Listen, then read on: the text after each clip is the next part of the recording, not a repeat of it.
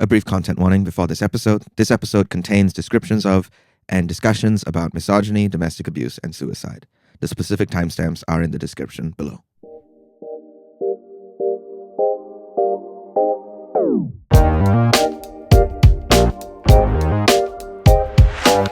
Welcome to Comic Sans, the podcast about comics for those who are sans knowledge. I'm Yen, and I'm the comic half of this podcast.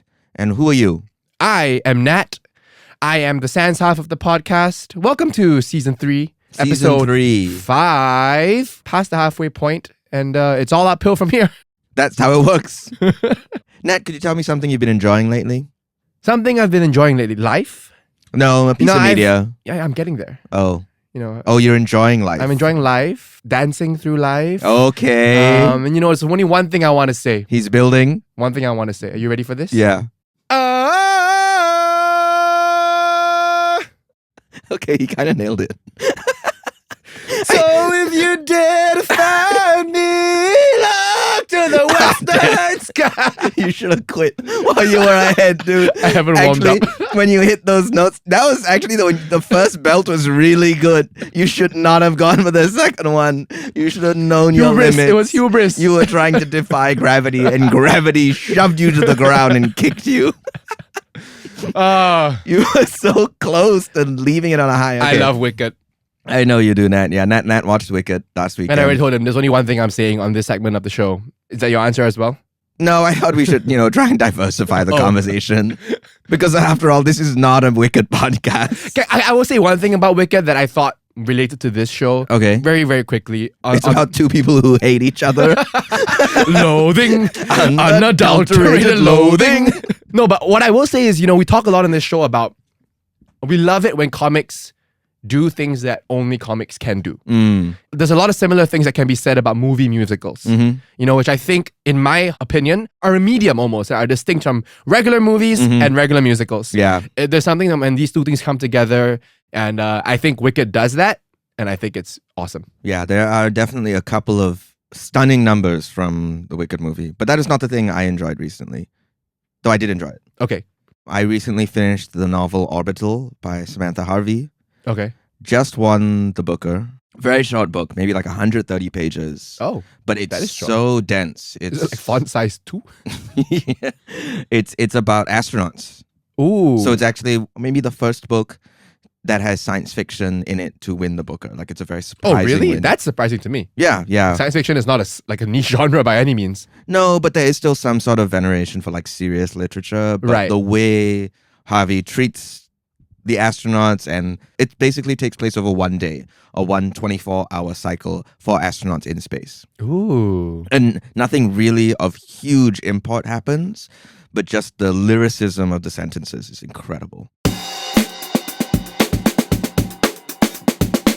So Nat, today, episode 5, we've read a lot of great comics this season. We are continuing our genre exploration with one of the finest modern crime comics. Crime comics. Now, we've read a lot of comics with crime in them. Typically, superhero comics have crime in them. So what distinguishes a crime comic from a comic with crime? We also read sex criminals. That's true. Would you call that a crime comic? I would not call that a crime comic. I would say that is primarily a comedy romance. Check out Sex Criminals episode in season 2. Yeah. I'm very perhaps militant about genre sometimes. Okay. In a way that I also know genre doesn't matter. Yeah. But I do think the way we enter these works is framed a lot by what we think they're going to be. Right. And also how often these things subvert what we think they're going to be. Yeah. And there's no doubt that Parker, Richard Stark's Parker is the full title, by Darwyn Cooke, is a crime comic. And no relation to Peter Parker. No relation to Peter Parker, no relation to Richard Parker. No relation the tiger to... from Life of Pi. The tiger's name is Richard Parker? Yeah, Richard Parker. That's a lot of names. Wait, so Richard Stark is in the title? I'm going to flip over this cover for you, and you can look at it. Richard Stark's possessive, '(S) Parker. The by complete Darwyn collection Cooke. by Darwyn Cooke. Interesting. Okay, so let's break it down. Richard Stark is not a character within Parker. Richard Stark is the pen name of the novelist Donald Westlake, who wrote 24 novels about the titular criminal Parker. And this is a real person? This is a real person, okay. Donald Westlake. So a lot of proper nouns we're throwing out here. So from now on, when I say Westlake or Stark, interchangeable. Parker, fiction, Cooke, comic book artist. You can do this, Nat. You can do this. I represent the everyday person. You don't, though. I do, though. You represent something a little less. A little less boring. The look in your eyes when you said that. Okay. So Darwyn Cooke is the cartoonist / comic book writer and artist who made Richard Stark's Parker. Okay. And so already we're talking about this. The name is strange, It's horrible. right? But it's actually weirder than you think. Okay. So Richard Stark wrote these 24 novels about the criminal Parker, but none of those novels are called Parker. Okay. In fact, across those books, sometimes he's called other things. Sometimes he's different aliases, but it's undeniably the same guy. Okay. And I think that name change is essential for me, why this is Richard Stark's Parker. Mm-hmm. So Darwyn Cooke was a comic book artist and then animator. He worked on titles like Batman Beyond, which you may have heard of. He also did this terrific graphic novel for DC called The New Frontier, which was about the clash between the Silver Age and Golden Age of heroes. So that's like the transition between like post-war into Superman. What is the difference between these heroes of these different eras? So as an artist, he's always been someone who's intricately concerned with time or feeling a little bit out of time or reckoning with time, which makes him perfect for Parker, a character really just inextricably tied to time. So you're going to read this and you're going to see Parker is defined by the period around him, or rather his resistance to the time period around him. He's a man out of time, refusing to bend to the ways the world is changing. Westlake wrote the first Parker novel called Hunter in the early 1960s, and he was writing about a few years behind him. Okay. But here's the thing, right?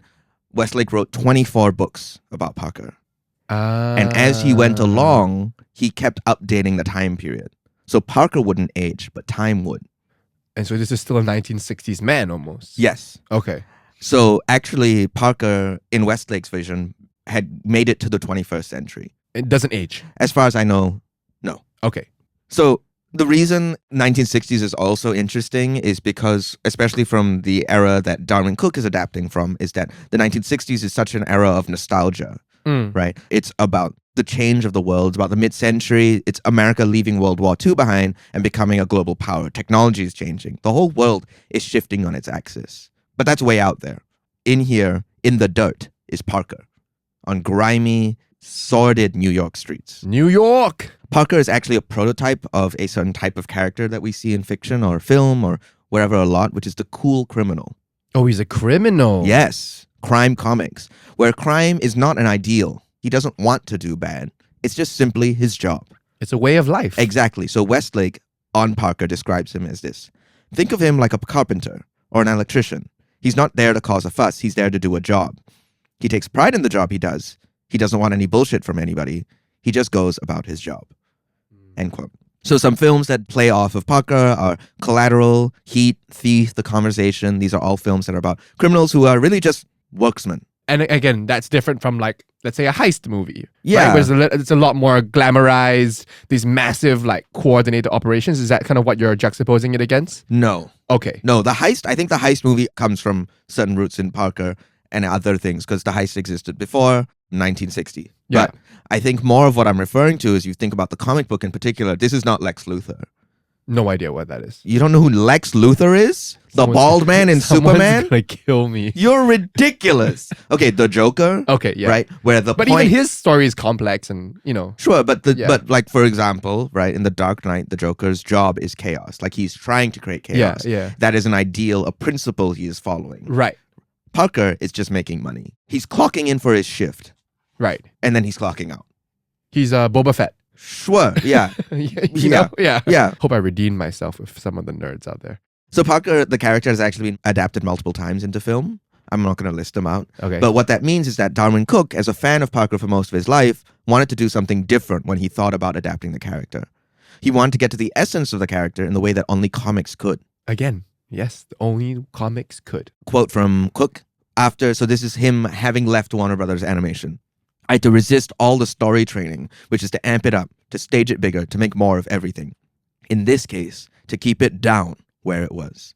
You're going to see how he did that through a monochromatic color scheme, a minimalist approach that is even more evocative than if it was maximalist. Layouts that are sometimes tiny, granular, and other times huge, big action set pieces. I think what Cooke does really successfully is he recreates this film noir feeling. Like when you're reading Parker, you imagine jazz in the background. You hear the seedy jazz of a single saxophone. Cooke said it was essential to him to make sure that this Parker was according to Donald Westlake's vision. What he says is he was doing it for an audience of one. Wow. Unfortunately, Westlake passed away in 2008. I was just going to say, did he get to... Westlake never got to read. No. It's actually sadder than you Then think. what? Who is it for? It's actually sadder than you think because Cooke emailed Westlake and said, hey, I just mailed you a copy of the draft of Hunter, which was the first one that Darwyn Cooke adapted. And Westlake said, sure, I'm in Mexico for the weekend.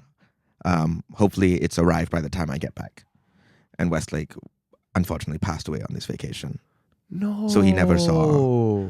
But he was part of the drafting process. There was a lot of letters between them. There were design choices exchanged between them. Wait, and this was made 2008.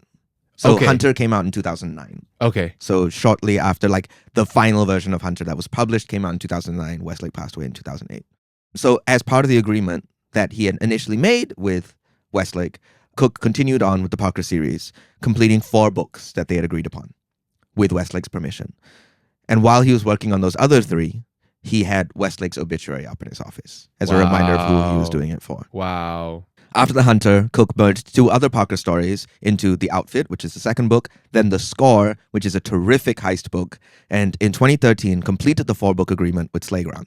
Sadly, that would be Darwyn Cooke's last book, as he passed away 3 years later. So he didn't get to all 24? He didn't get to all 24, but that was never his intention. Oh, okay. You said, so for the second book, he was already merging different books. He was already playing around. Oh, okay. So it wasn't a faithful sort of like... It wasn't a... So Slayground is one one-to-one. of the later ones, actually. Slayground is maybe the 13th of the 24. I see. Or something like that. So we're going to be reading the first 50 pages of The Hunter, the first of Darwyn Cooke's adaptations of Donald Westlake or Richard Stark's series. And in many ways, I think The Hunter remembers 3 different men as they were in a singular moment of time. Of course, there's Parker, a criminal in an underworld that is moving fast into the future, where the heist is being replaced with white-collar crime. There's Westlake, or Stark himself, an author writing about that moment, writing about 1962, writing about his present day. And then there's the comic book legend Darwyn Cooke, crafting this work before he knew it would become a smash hit, one of the most celebrated crime comics of the medium. And then there's you and I, 2 other men, reading the comic. Sorry, I just had to. And so we're reading it. There we go. See, I set you up. Cooke made it as a dialogue between 2 writers, Mhm. one writing a letter to the other. Before we depart and read this comic, I just want to point out, sorry, my mind is, the shirts that we're wearing today, I feel like are so representative of who we are. If you ever needed a reason to watch the video episodes of Comic Sans, which we've just recently launched for this season, you got to check this out. I'm not even going to describe it. You come and see for yourself. Yeah. Terrible for the audio media, but we're not going to say what's going on. So, Nat, you're going to be reading the first 50 pages of Hunter. Which is the first issue? The first book.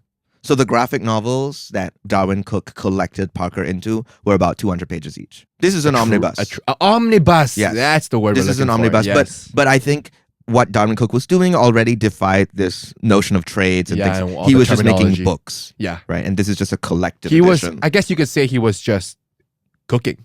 Show some respect, man. Welcome back, listeners, to Comic Sans. Welcome back, Nat, from the seedy underworld of Richard Stark's Parker. So just to clarify for our listener, it's page 51 within my omnibus edition, but where we really stopped is when there's a lot of prose on a page. You're going to know exactly what I'm talking about. Nat, give me 5 words to describe your experience of reading the first, 40 or so pages of Richard Stark's Parker. Can I steal a word that you just used? Yeah.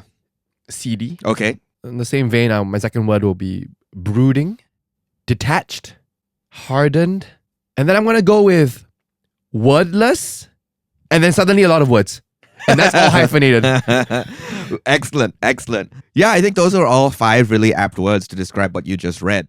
I'm actually going to start by reading something else, Okay. which is the first paragraph of Donald Westlake or Richard Stark's Hunter in prose. When a fresh-faced guy in a Chevy offered him a lift, Parker told him to go to hell.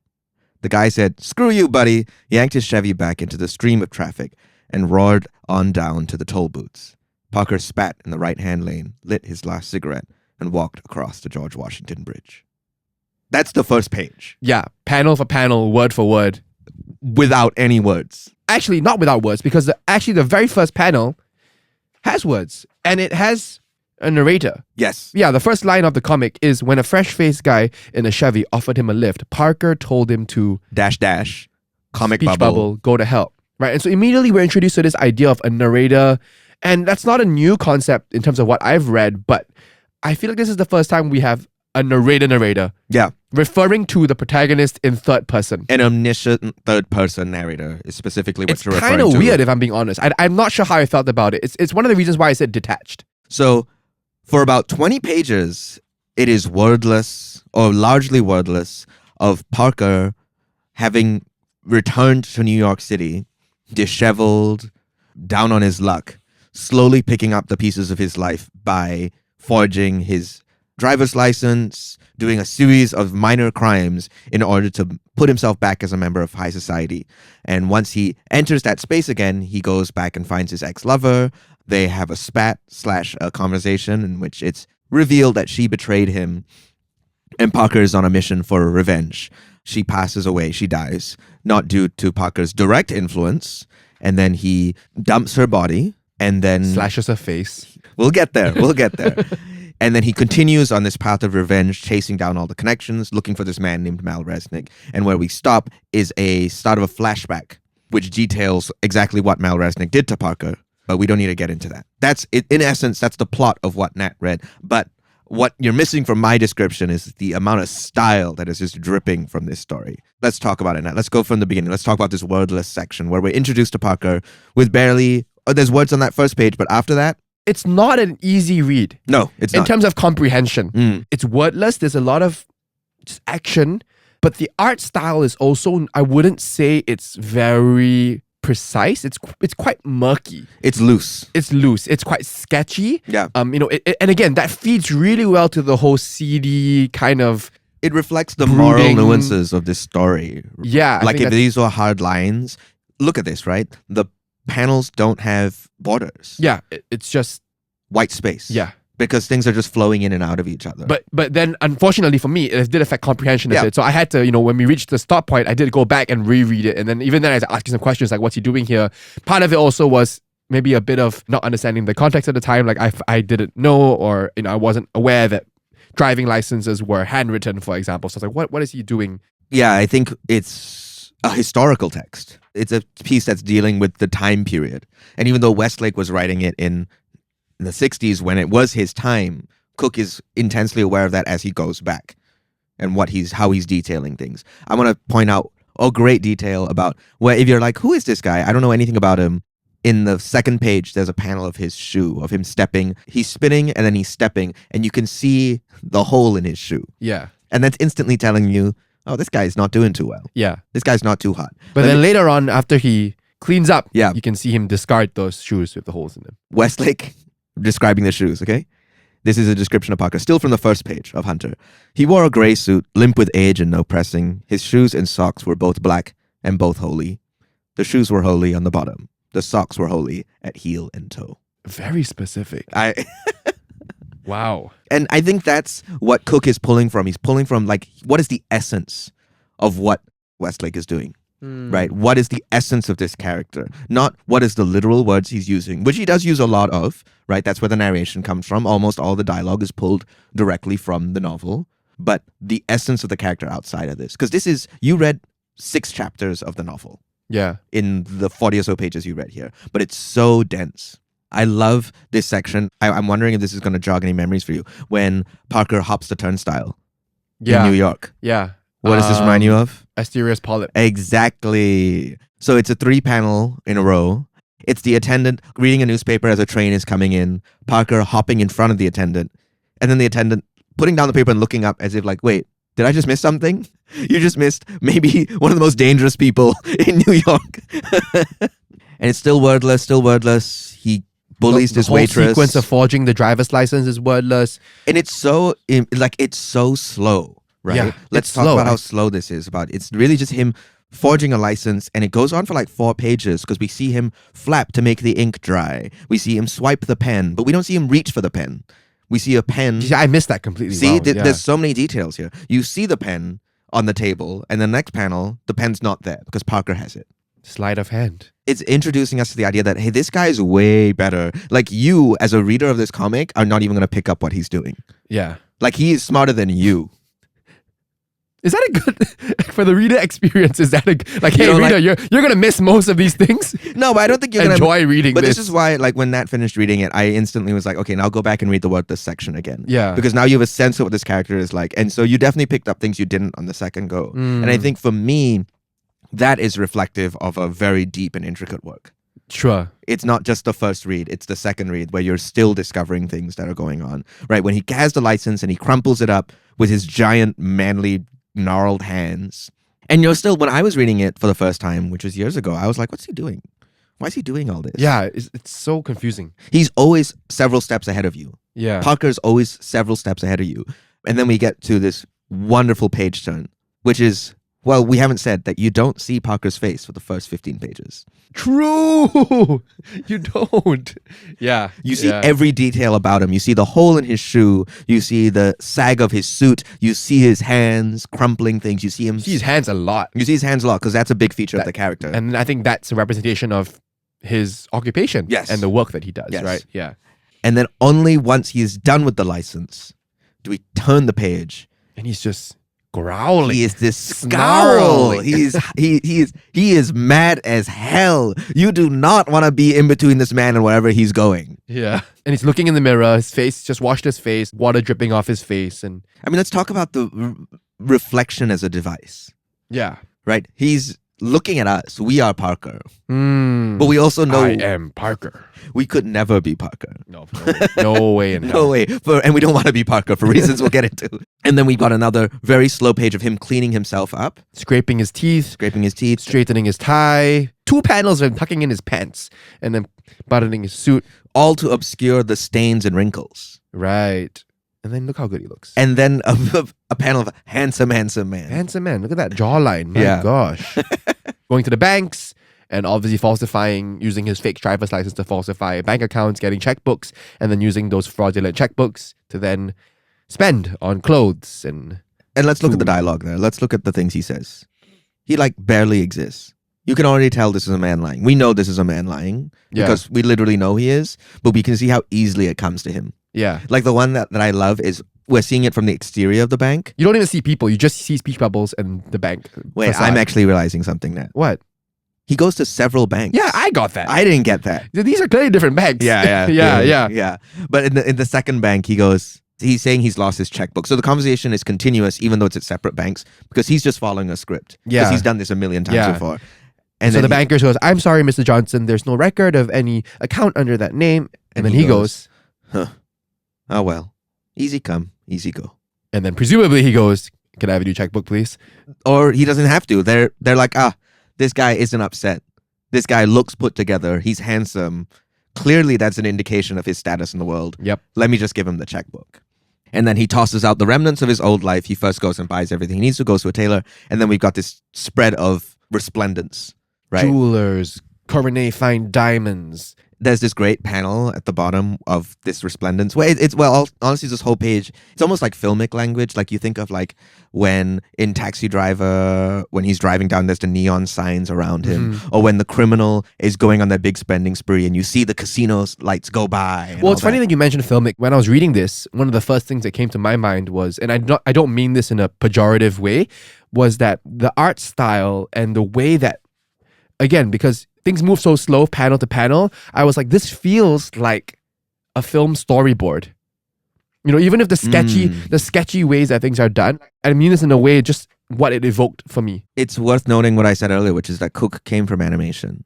The storyboard is not an unfamiliar concept to him. Yeah. But I think what he's doing that is so different from a storyboard is it's very much about what happens in between the Right. boards, Yeah. right? Like he is skipping entire chunks of things and then he's slowing down on things that you wouldn't need to show these in some of the detail that he does, right? Like this of him donning the suit and then walking out. If this was a storyboard with the intent of just communicating the story as quickly as possible, as efficiently as possible, it's just him leaving, No, for sure. Yeah. right? But there's so much mood So I do hear what you're saying, but I think there's an element of it being really elevated from just being that. Yeah, for sure. We are entering the end of this wordless section. What I think of is kind of like the first chapter, even though it's not. The book is segmented into chapters. It's like the prologue. Yeah, and it's at the end of this resplendence. It's Parker clad in shadow in a motel by himself, drinking a whole bottle of vodka. And we're throwing the bottle out the window. And hurling the bottle out the window. And we're seeing a very different side of him. There's this one panel of Parker that I think is as close to despondent as we see him almost throughout the entire book, which is after the bottle is finished. Mm-hmm. And it's his face, and he's looking down, and he's inverted colors, so the background's in white, and he's framed entirely in black. Yeah. We can't see his face, really. We can just see he's upset. The next page is 3 panels, and it's outside the motel. And it's the light coming out from his motel room. And then the next panel is the bottle flying out the window and hitting the wall opposite. And then the next panel is the lights off. And that's it. That's the prologue. That's Parker. That's who you're getting to know without any words, really. It's not a fun read. It's not a fun read. It's not a light read. You know, if in case you didn't realize, I didn't come out of the read section like, whoa, yeah, what did it make? You know, not that it's bad. I think it's an incredible book from a craft perspective, but at least the first 50 pages, I'm sure things pick up, you know, pace-wise and narrative-wise. But absolutely. Yeah, but it's really a slow burn. It is a slow burn, and I think it's a more complex kind of character. Like, if we're thinking of the language of film noir, this is an anti-hero. This is a guy who's not a good guy. Like a light story. So, no, we like this guy. We want to see him succeed. We actually don't know if we want to see Parker succeed. We're watching a tornado rip through New York, really, is what it is. And we see that even more so when he reconnects with Lin. And just, you know, content warning for this part of the discussion, we'll timestamp it. There is domestic abuse. There is suicide. There is drug overdose. There's a lot going on in this section, which is really when you're like, man, I kind of hate this guy. Yeah. This guy sucks. Yeah. Or at the very least, you understand, wow, this guy is going through so much shit that doesn't excuse him. But you're like, actually, why is he like this? Why is he this angry? Because we have no sense of why he's so angry so far. And we don't need to go through it page by page. But basically, he bursts in and instantly hits Lin. 4 a.m. at the hotel, all of a sudden, he'd been awake. And with the vodka still strong in him, so he'd come straight here. Not a good setup. Nasty guy. Not a good setup. Nasty guy. And so Parker arrives and he's asking all these questions about Myle Resnick. He wants to know what's going on. He wants to know where Myle is. The long and short of it is Lin says, ever since I betrayed you, I've been slowly trying to kill myself. Right. Every night I take pills and hope that I don't wake up. And I don't have feelings for this guy that I'm currently seeing, and he's just paying my rent and blah, blah, blah. And my life is I don't give him meaningless. satisfaction, blah, blah, blah. I just want you. And it's just reeks of like dependency and manipulation and abuse. And she's incredibly depressed. And Parker's response is half clad in shadow, severe, stark. Take too many pills.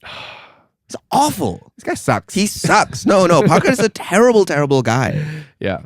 What you don't know, though, is from what you've read so far, is that Lin is actually the love of his life. Lin tries to reconnect and says, you're going to stay the night. Will you stay with me? And Parker says, for you, that tree is dead. Yeah, what does that mean? I didn't get that line. What do you mean that tree is dead? I think of it as barking up the wrong tree. That's the phrase that comes to my mind. Like, see. This tree of us, this tree of this relationship, it's dead to you. You can no longer come to this tree. Okay. But then the narrator says he lied to her. The tree wasn't dead. He was afraid of her. This is a very exciting thing that Cooke does. This whole page is horizontal panels of Parker lying down on the couch, very, very slowly, right? Shadow, he's sort of sitting upright and then he puts his head back. And then in the penultimate panel, there's the shadow of Lin coming over him. Who's clearly not clothed. Not clothed. Some sort of seduction. And then the last panel is Parker in light in the morning. So do you think that actually happened? That's not in the book. The chapter ends in the book with, he lied to her, the tree wasn't dead, he was afraid of her. And then the next chapter starts and it says, Lin was dead. Ooh. Is this a dream sequence? Yeah, exactly. Is it not? Yeah. It doesn't really matter. Right. Right? It's just the mood is so clear. It's so clear that Parker is torn. And even though we see him treat Lin terribly, awfully, his response is not hate, it's fear. He's afraid of the ways she has cracked through him before, and he's afraid of the ways she will hurt him again. I mean, I think what we got a glimpse of from the start already, you know, you talked about that page where he looks despondent. Yeah. He also looks scared. Yes. Yeah, and I think that fear is something that is an undercurrent throughout this whole thing of this very hardened, detached man. But there's a lot of vulnerability there as well. And he's driven not by a want for justice or any. He's driven by that fear. Yeah. He's driven by anger, by rage, by things we consider negative emotions. Aren't we all? I don't know how much I'm driven by fear in day to day. When you choose to jaywalk or not jaywalk, what's that driven I by? always jaywalk. Oh. Is that driven by fear? No. It's by fear that you're wasting time. Let's move on. And then we come to the sad realization of Parker that Lynn has passed away because she did precisely what he told her to do, which is take too many pills. Let's skim through this part. It's brutal. Yeah, it's because he brutal. takes the body, he brings it to, some park and dumps her in a river and slashes her face to make her unrecognizable, and so they won't post the pictures on the media. This is actually a choice by Cooke. He talked about this. Because it's not in the book. This is in the book, but his representation of it, because he could show the face. Thank goodness he didn't. He didn't, because he knows it's worse not to. Yeah. He knows it's worse for us to imagine it, for it to be centering Parker.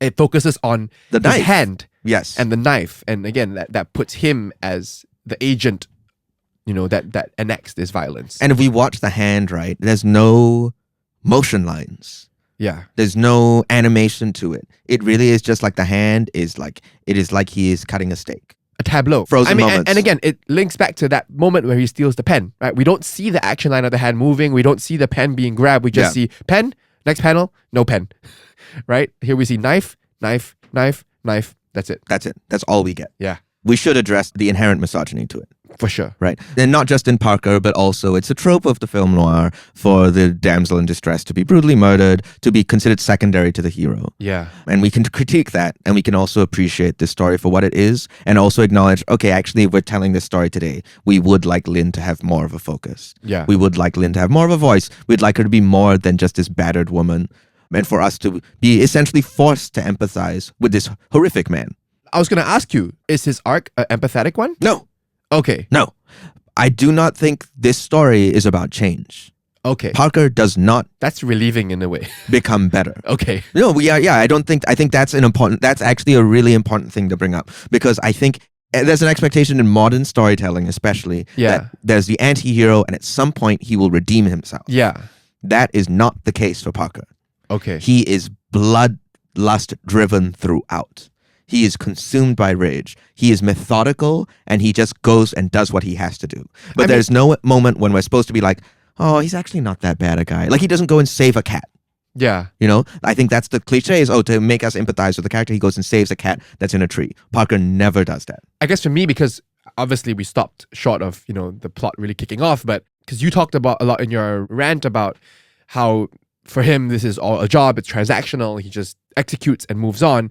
But then it seemed like we were moving towards, him chasing Myle Resnick is not a job. He's doing this out of his own volition, fueled by his own anger, his own sense of vengeance. So that felt like a departure from what I thought this character was. And then it seemed like he was taking it towards this sort of more personal, empathetic arc. Actually, I think the way Parker rationalizes it, and I think it is in a sense is that you can't let a guy who betrayed you get away. That's not good on your job. That's not good on your resume. You have to get every person who's wronged you. It's if people think they can the just law of the land, right? If people think they can just mess around with you, steal your money, steal the love of your life, no, you're not going to be good at your job. This job in particular. You have to send a message. Which is not what's happening with Lynn here, to be clear, with the knifing of the face, with the mutilation of the body. It is also part of the job. He's not doing that out of hate for Lynn. Oh, for sure. Yeah. Right? He's doing it such that he is distanced and people won't know that he did anything, and people won't know what happened to Lynn. Yeah. There's this page of the police officer finding the body. This is the most we come to understand what he's done to Lynn. Yeah. There's no doubt that what Parker does is immoral, but this page is like just an additional reminder, hey, this guy sucks. He's being described as a sick son of a bitch, and they're right. There's this section here on... He's just chasing the trail. He's just chasing the trail, and he finds the fixer. A messenger comes to bring the money for Lynn, who's obviously dead, extorts him for information, finds someone else. That person gives him more information about Myle, so he's trying to find Myle. Yeah, that's it. And I like this page here when he's threatening the fixer, basically the guy who sent the guy to extort. this is actually very unique because it's the first time we see things from Parker's perspective. It's a POV, other than the mirror. Yeah. This is the only time we see things through Parker's eyes. It's kind of cartoonish. It is kind of The cartoonish. fists in front of the camera. But we see how much fear he evokes in this man. This man's like, I don't see no gun. I don't see no weapon. And then you see his two fists come into frame. And Parker says, You see two of them. They're all I need. I mean, I think that's hearkening to the era-driven part of Parker. Yeah. Where Parker is from, get ready for this comparison, Fred Flintstone. This is a man driven by his body, by the physical things his body can do. Right. And in the Flintstones, we see how actually he is now, disempowered. Right? He is alienated from his own means of being productive in the world. This is a crazy comparison that we're making. But that's right the same thing here. Parker comes from an era where you just have to be the toughest guy. We've talked about his hands. Yeah. His hands are, I think, if you do the math, there are more panel of his hands than anything else. Than of his face, really. Yeah. What's exciting about that to me is it's inverted, where in Flintstones, Fred is disempowered. Uh-huh. Actually, in this world, Parker is empowered because everybody thinks, oh, you still need a gun to hurt me. Right. We never see Parker use a gun in these 50 pages. Nah, he don't need no gun. We see him hurt a lot of people. He does not whip out a weapon. Old school style. The other world has moved on. They think it's about detachment. They think it's about a gun. They think it's about being far away from the violence. Parker has no illusions. You have to be upfront and close. Yeah. And he actually lets this guy get away. There's no reason to hurt him. It's about the job. It's about the job. And we're coming near to the end of what we've read. And I love this zoom in, or this transition into the flashback. So Parker's on the train and he's looking at a poster and it says freedom. And there's a plane and there's a beach and there's a lovely couple. And the last 3 panels are him zooming in on different parts of it. The word freedom, the couple, and then the plane. Yeah. This is when the text, the narrator, the omniscient narrator, Westlake's voice, Stark's voice. So is this all This is all lifted from the book? Lifted. Wow. I didn't get into why Westlake went by the pen name because he actually wrote a bunch of books. He wrote many other books. So he wrote 24 Parker novels, and then in total, I think he wrote more than 40 novels in his lifetime under 3 different names. But specifically, he went with this, Richard Stark. I think it's kind of funny. He went with Stark because he just wanted the prose to be Stark. He was tired of the flowery voices that he was doing in his other work, and he wanted to get into the head of Parker, into this world of Parker, and he knew, okay, the voice has to be Stark. Sentences have to be abrupt. They have to be brutal, right? This sentence here, Lynn was gone, and that left Mel. There's no mourning. There's no grieving. There's no flowery decoration around it. It's a very logical, cold, okay, this is done. Because that's Parker. Question to you. Yeah.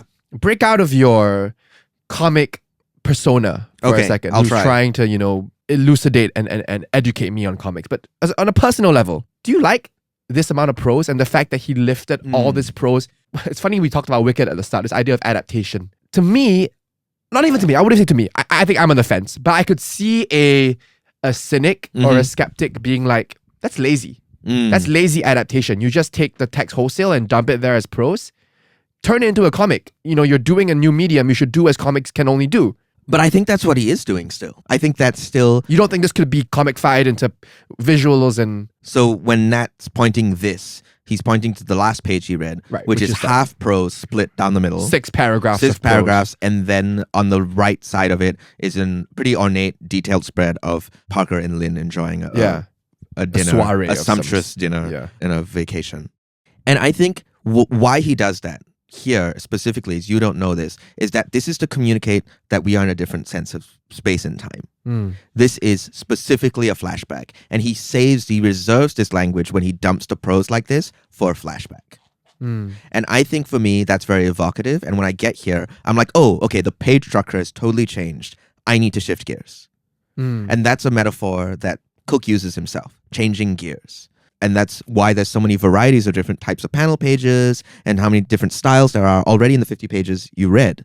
Because he's trying to shift gears. He's trying to turn you and try to make you go through different motions as you're reading this book. But surely there are other mechanisms and methods in the comic book language to shift gears. Absolutely. Color palette changes, things like that. Absolutely. Actually, each of the 4 books is in a different color palette. Oh, can I? Because they're all monochrome, yeah. Oh. So this is a darker shade. Like a more purplish blue. Oh, Yellow. there's a yellow one. And Slayground, I believe, is more red.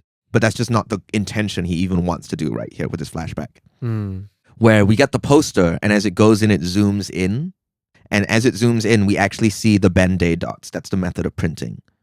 The what? Ben-Day dots. That's what you see these dots here, Yeah. right? Because you see as it goes in, it's actually becoming more granular. Right. Kind of like pixels. Yeah, almost. pixels. And it's sending us, this is another cue that Cooke is using to cue us into, okay, we're changing time and space. Mm. We're zooming in, we're getting more granular, we're thinking about materiality. What you don't know is that this is essentially the life, this poster, freedom, plain, lovely couple is the life that Parker had before the betrayal. Oh. A plane is actually intricately tied I see. to everything that happens. I see. It's a good point you're raising about adaptation, about what is the intention? Yeah. What are we trying to do? And is the intention to supplant? Are we trying to replace the existing work? And let me caveat by saying, I think adaptation is one of the most impossible tasks, especially when you're adapting something that is already beloved and already very celebrated.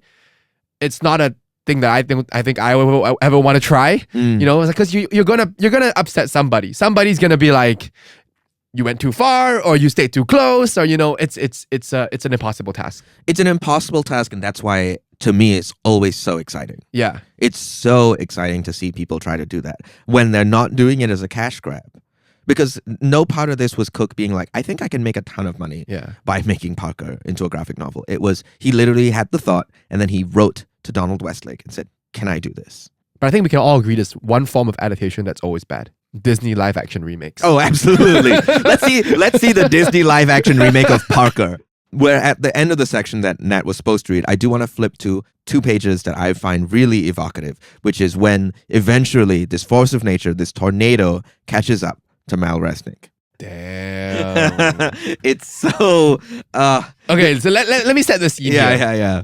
We have this towering 6 foot jacked, like He's probably 7 feet tall. I mean, he's insanely this huge. 10 foot tall 30 man, feet. towering over this sad looking balding Schlubby middle-aged Myle Resnick. man who is naked, butt naked, in some sort of hotel room, and they're just standing face to face, or more like face to chest, I guess. Really. Yeah. Parker's just chatting. He's just like, where do I find Carter, who I assume is the next person he's going to go after? Gives him the address, and then Parker says, you've been there recently, huh, Mel? When you heard I was after you?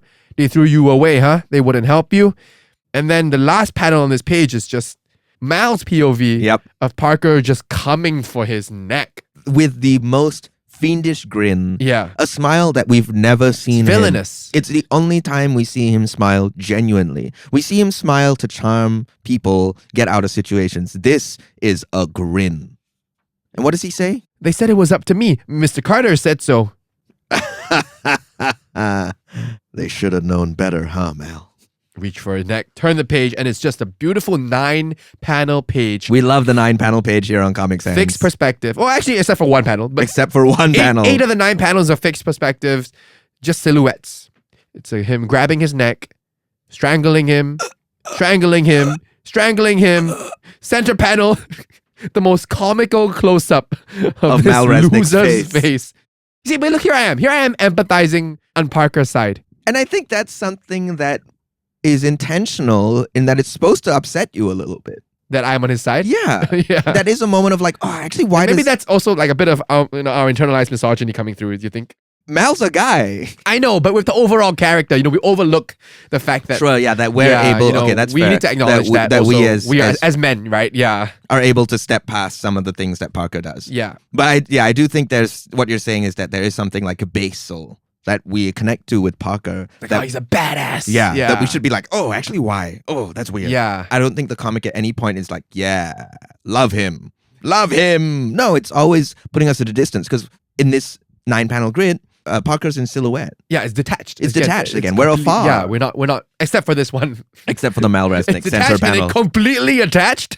You see his nostril hairs. I mean, and that's not a hair, but I'm going to assume it is. But I think what it is, I mean, it's comical, but it's also a reminder that this violence is direct and it's personal and it's real. Yeah, and then he spits on his body. And then he spits on him. Because if it stayed detached, we would just be far from it and would forget maybe that this was a guy. This final panel of the silhouette of Mal's body just lying on the ground. Myle Resnick is dead. Parker has fulfilled his mission. And then we get this next page. New York lit. It just looks like white specks on black. I think it's beautiful. I mean, it's awesome. Yeah, but it's stylistic. The night air was crisp. Parker was suddenly famished. He headed for his hotel, a hot shower, and a thick steak. Thick steak. So again, he kills a man, and then he goes to have a thick steak. And he's hungry. The guy's hungry. It takes energy, to kill people. Parker is a sociopath, right? He doesn't recognize other human beings. Wow. A nice light read. Yeah, it's great for a Wednesday morning. The last thing I want to bring up is that, so I mentioned that there were multiple film versions of Parker. Mm-hmm. Only in one of them was the character named Parker and the film called Parker. Everything else was like allusions to it because Donald Westlake said, you can adapt my story, but you do not get to use the name. Ooh. And there's a lot of theories on why he did this, but Cooke's theory was that Westlake would only grant the name Parker to a studio that agreed to do multiple films. Right. Okay? And we can say that's a money thing, right? Sure. But I actually think there's something a little bit more profound about it, which is that you cannot see how badly a character won't change unless you see them across time. Mm. That is how you capture the resistance of this character, the stubbornness, the insistence that this character will just refuse to do anything other than what comes most naturally to them, which is violence for Parker, which is crime for Parker, unless you get multiple installations of the story. And that's the moment that Cooke knew, actually, he's in on this story, because at some point, Donald Westlake said, you can use the word Parker. Ooh, and then Cooke knew he was cooking. And Cooke knew he was cooking. Or you could say, it was a Darwyn. I hope the mic captured that noise I just made.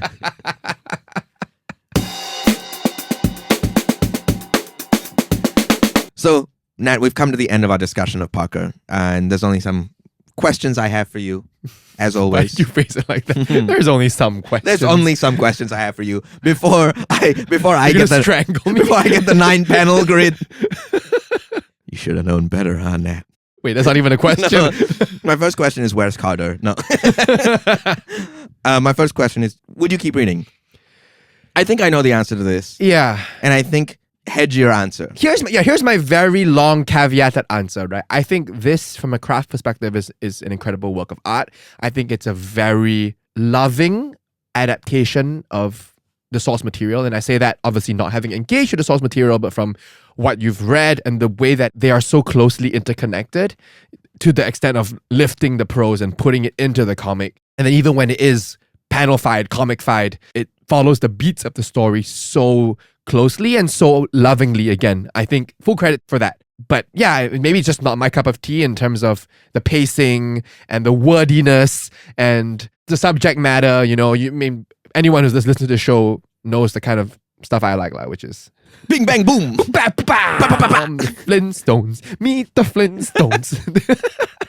No, I think that's a fair read on your part. Yeah. I think tonally, it's definitely not for everyone. I think this is for people who like crime stuff. Yeah.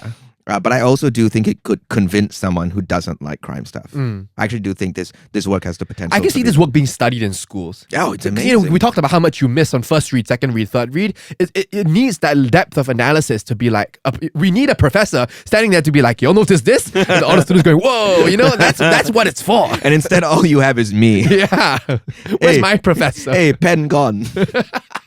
But, on this point again about, how wordy it is, and I've said this before, is that comics are image and text. Yeah.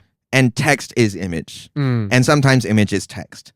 And so this discussion of what is a comic, this is undeniably a comic. This is undeniably an adaptation, a graphic novel adaptation that pulls out all the stops. Or we may not naturally tend towards some of the decisions that Cooke makes, but we can see, okay, this was thought through. Yeah. Nothing about this book feels like it's on accident. Or shudder the word lazy. Yeah. Never. Yeah. Never looking at it, do you think it's lazy? So now it's time for our recommendation pipeline. Pipeline. Come on, everyone, it's pipeline. Oh, Eliza. No, absolutely not. My shot. Sorry, I thought you were gonna try the notes you failed earlier. No. I want to save that for the very end of the episode. Stick around, folks. Stick around.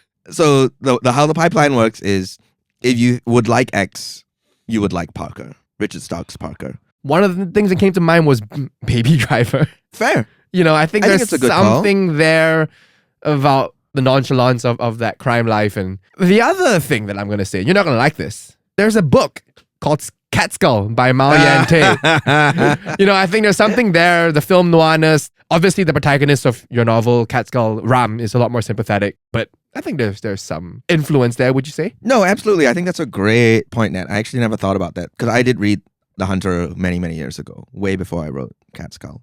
And I do think there's a similar thing where I was also thinking, okay, what makes a character do anything? Yeah. What makes a character do an act of great violence and what's driving them, right? Because I think Parker's an anti-hero, so is Ram. Yeah. Good Rex, Nat. Good job. Thank you. I think I would recommend this to anyone who likes the collected works of Michael Mann, who I made some movies I mentioned earlier, such as Thief, Collateral, Heat, all very much about the cool criminal. I think also for people who like Martin Scorsese's work in the gangster genre, even though I think Martin's characters, Marty, your buddy? My buddy Your Marty. buddy Mart? My buddy Marty's characters tend to run a little bit more hot than Parker does. Okay. They tend to be a little bit more driven by anger and rage and in more explicit Not so ways. nonchalant. They're not so cool Yeah. and relaxed and detached. Also, if you like Francis Ford Coppola's The Conversation, excellent film to be paired with Parker. Like a wine pairing. Almost, Yeah, actually. And I think that's how we should be thinking of it. And the taste, the flavors really notes. elevate each other. And so the end of this is now I say, if you like Parker, what would you like? That is correct. It's actually so clear to me, Ed Brubaker's and Sean Phillips' Criminal, which is a series of comics that are, I think we could classify it as an anthology almost, where each trade is about a different criminal. And though they exist within the same world, they are not necessarily interacting with each other. Right. I'm also thinking of Criminal because there's a terrific interview between Darwyn Cooke and Ed Brubaker before Cooke passed away, where they're talking about how Cooke made Parker. And we'll link that in the show notes. Nice. So I think that's what I would recommend if you want to keep reading more comics like Parker or in the spirit of Parker. And actually, Asterios Polyp too, really. I think there's some Check synergy. out our episode on Asterios Polyp in season 2. Yeah. I definitely see something there as Yeah. well. But wait, we're not actually at the end of the pipeline, Nat. We are not? Because Comic Sans continues day in, day out. Like Sisyphus. No. Rolling the boulder up the hill. Every week, Nat reads This is a new my comic. worst nightmare. And every week he forgets it again. No, but we're trying something a little different Yes. because we realize, we should set up the next episode. We should tell the listener what to expect in the episode is coming out in 2 weeks' time. So the pipeline for Parker is over, but we're going to start the pipeline for the next episode. Which is what I'll say is, if you are a fan of whimsy, if you like some of the works by Studio Ghibli, for example, if you like Spirited Away, we are not reading a Japanese work next week. Okay. But if you like Spirited Away, I think you are going to like what we're reading next week. And I can't let Nat know because Nat's supposed to remain stupid. Yes. Hey, I'm supposed to remain in suspense. But if you go to our social media, we will have already announced it. Yes. By the time this episode comes out, there should be a social media post of some sort detailing all the books that we are reading in this season. Just so you can give a little bit of a head start if you want to. And Nat, where can they find us on social media? At Comic Sans Pod, COMICSANSPOD on Instagram, Twitter, Blue Sky, TikTok, and Facebook, I think. If anyone uses Facebook. That's a wrap on Parker for today. But we won't know where to find Parker. We'll never find Parker.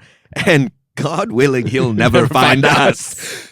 So if you dare to find me, look to the western sky. It was worse this time. They just set up so nicely. Thanks everyone for listening. We'll see you on the next page. Wait, why did I say that? See ya.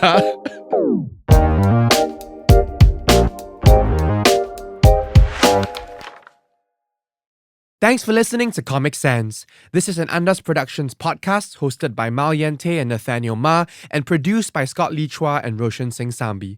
This episode was audio edited by Maddy Searle, video edited by Kit Ling Leong, and transcribed by Danielle Anne Espinosa. Our cover art and motion graphic animations are by Kanikni Studio, Maryana Rudakova. If you enjoyed this episode, don't forget to rate and review Comic Sans. And while you're at it, follow us on social media at Comic Sans Pod. Links are in the description below.